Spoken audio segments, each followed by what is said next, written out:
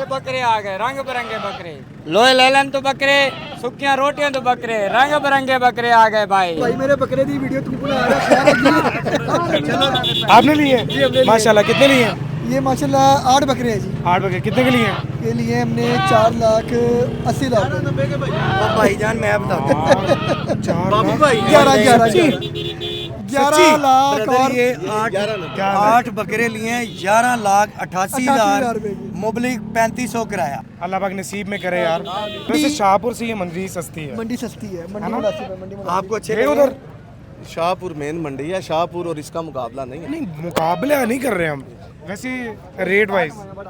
Rate wise यहाँ पे मकूल है, यहाँ पे मकूल है। शाहपुर में एक तो जानवर बहुत ज्यादा है, हर एक बंदे ने अपने अपना रेट निकाला हुआ है।